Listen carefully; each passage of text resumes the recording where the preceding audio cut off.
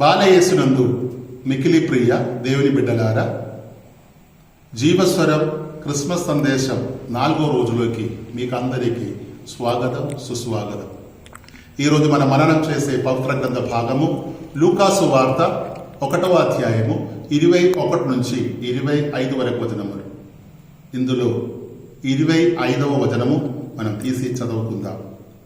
ఈనాటికి ప్రభువు నాపై కరుణ చూపెను, ప్రజల మధ్య నా నిందను పోగొట్టెను అని ఆమె పలికెను.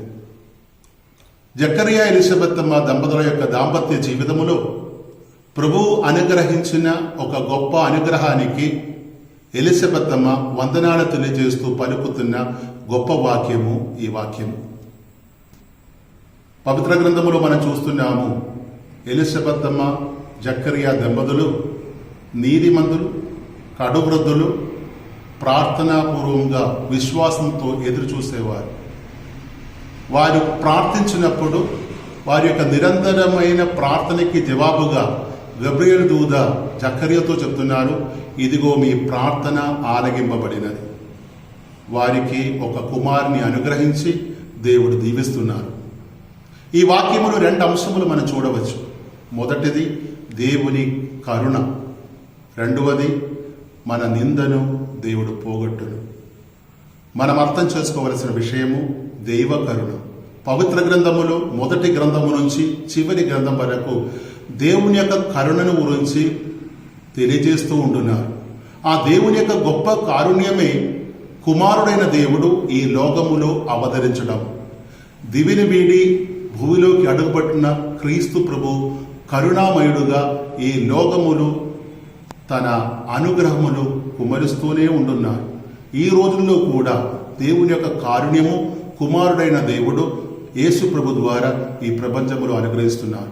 దైవ కరుణ కొరకు వేచి ఉంటున్న వారమే మన చాలా అవసరాల కొరకు ప్రార్థిస్తూనే ఉంటున్నాం. దేవుని కారుణ్యం కొరకు, అనుగ్రహముల కొరకు వేచి చూస్తున్న వారమే ప్రభు మన నిందను పోగొట్టును అని 2వ అంశం ద్వారా ప్రభు పలుకుతున్నారు. కొన్ని సంవత్సరం నుంచి కావచ్చు, కొన్ని దినముల నుంచి కావచ్చు, నిందతో దోషారోపణతో బాధపడుతున్న వారు కావచ్చు లేక ఇతర బంధనములతో బాధపడుతున్న వారు కావచ్చు ప్రభువు మనల్ని అనుగ్రహించడానికి సిద్ధముగా ఉన్నారని ఈరోజు ప్రభువు వచనం ద్వారా నేర్పిస్తున్నారు. దైవ కారుణ్యము మనపై కుమరించడానికి దేవుడు సిద్ధముగా ఉన్నారు. కావలసినది ఒకటే, నీతిమంతులై విశ్వాసపూర్వకంగా ప్రార్థిస్తూ ఉండాలని. తప్పకుండా మన ప్రార్థన కూడా దేవుడు ఆలకిస్తారని ఈరోజు వచనం ద్వారా సెలవిస్తున్నారు.